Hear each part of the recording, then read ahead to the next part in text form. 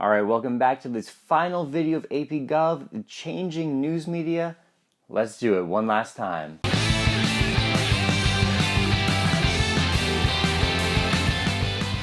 Alright, so we're going to begin with debates over media bias.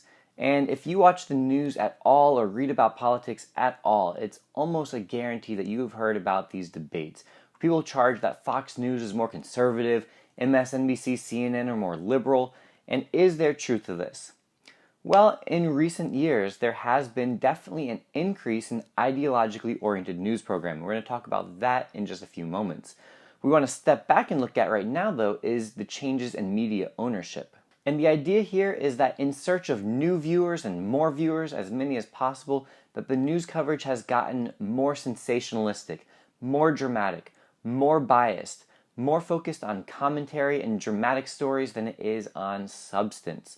And so there has been a definite shift in the way that the news is reported to us in recent years. Along with this, there has been a rise of partisan news sites. So if we think about on the internet, you can go to certain websites to have conservative opinions or libertarian or liberal, and you can just get your news from those sorts of sources that are always going to have a very partisan or ideological slant to them. And so the level of public knowledge among citizens is impacted by several things, and we're going to discuss each of these 5 things. These include increased media choices, ideologically driven news sources, consumer-driven media outlets, emerging technologies that merely reinforce people's political beliefs, and uncertainty over the validity and trustworthiness of news reports.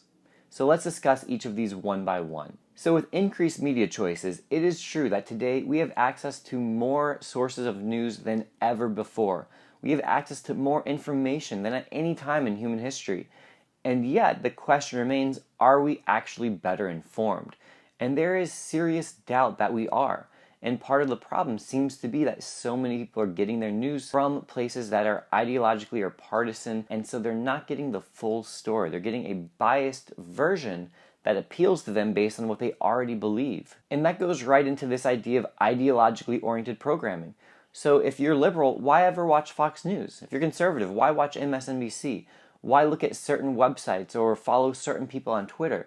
And so this idea is that we end up getting our beliefs reinforced, again, not being challenged, and so we end up kind of in this bubble where we're only hearing the same side, the opinions of people who agree with us, and that probably isn't very healthy. It can lead to us being underinformed or in fact misinformed. With consumer-driven media sources, the idea is that their goal is to profit. It is to make money. And how do you make that money? Well, you do it by getting eyeballs on you, by getting clicks, by getting views, by getting people to look at your website, to get them to watch your videos, to watch your channel, and then you can sell that for higher advertising revenue. So the goal is just to get more eyeballs, right? How do you do that? It's not by in-depth reporting on, party platforms or candidates and this good type of journalism, but rather it's a lot of times by talking about what's dramatic, by having people who focus on commentary and give their opinions, often opinions that people seek out that they agree with already, and again, we end up with less informed public than we otherwise would. Social media often just merely reinforces people's existing beliefs. Rather than seek out opinions of people who might think about things differently than them, have their views challenged, they typically just find themselves surrounded by people who already agree with them, who make fun of the other side, who can't possibly understand how anybody could disagree with them. And again, this is leading to that polarization now, not just in Congress, but among the public. And then we get to these concerns over the trustworthiness or the credibility of news reports.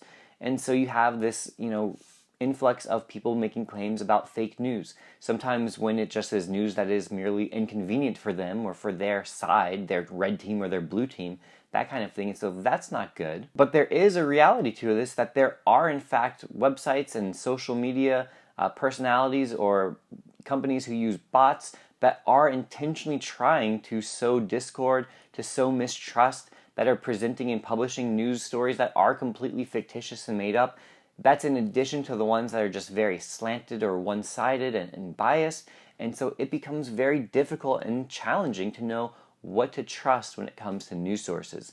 So these are some of the challenges facing the American people today when it comes to how to obtain their news and how to become informed about what's going on in a U.S. government. Alright, that's it for this video. Until next time, which is probably going to be the review videos because we're done with new content, this has been, one last time, a La Money production. Alright, thank you guys so much for staying with me throughout this year. I hope that these videos have helped you prepare for the AP exam. I have review videos for every single unit. I have a review video that's just about the Supreme Court cases, another one that's just for the documents. So I have what you need now that you've gotten all the information all year long to help you review, to cram, to study, to get ready for that AP exam so you get that college credit, get that 5 like you've worked hard for all year and like you deserve. I wish you guys all the best. Make sure you check out those review videos. Subscribe if you haven't already. Make sure you hit that like button for me. Again, I really do appreciate it. Thank you so much. It's been a pleasure. See you guys next time.